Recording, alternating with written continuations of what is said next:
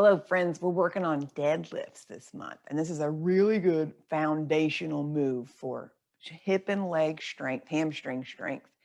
And it's an important skill to have, being able to hinge at your hips.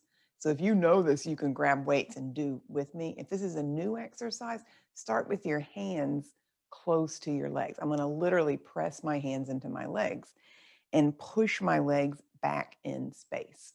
So nothing's moving except for my hips. It's as if I'm folding over a kitchen counter. The other thing I could think about is pushing my hips back in space. So I'm literally taking my hands, pushing my legs back. Now I'll turn to the side and show what this looks like from the side.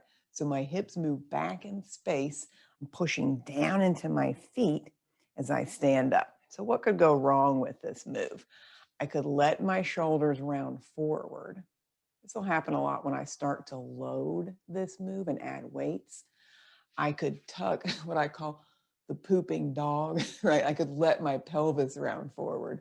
I could let my knees go forward. So to avoid any of that, one trick I like to use, you could use a wood dowel or your foam roller or a broomstick. You probably have one of those laying around. I'm going to line up my head, my upper back and shoulders. There's a little space behind my neck and my waist and my tushy. You can't see. Yeah. So I've got a little space behind my neck, my lumbar spine, but there's 3 points touching my wood dowel.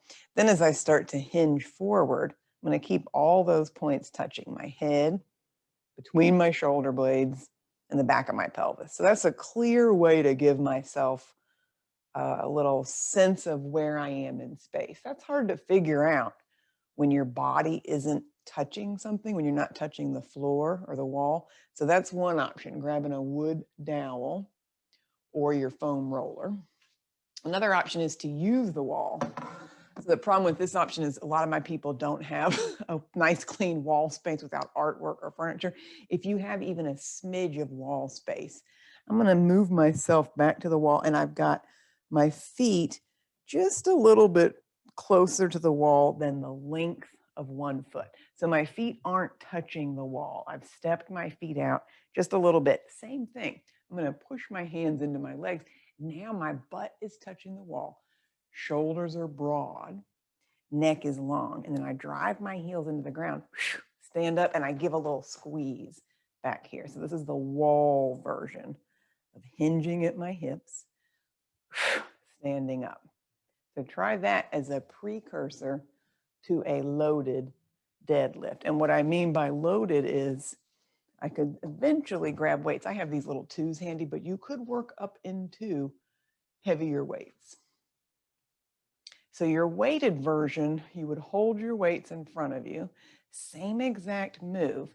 I'm hinging at my hips. I'm pushing my weights into my legs, exhaling as I stand up and stack my head over my shoulders, over my hips, hinging at my hips, standing up. Yep. Watch that your shoulders don't round forward. So I'm doing a little work in those back of my shoulder muscles so that this doesn't happen. You can soften your knees a little bit. So if your hamstrings are fairly tight, you're not going to get down very far. And for this particular version of our deadlift, I might not even get to that tabletop back position. Now, if I have the hamstring flexibility to eventually bring my weights down, maybe below my knees, that's where we could head eventually. But I want to be able to maintain that neutral spine. Okay, play around with your hip hinge, your deadlift this week. And if you have questions, let me know and I'll talk you through it.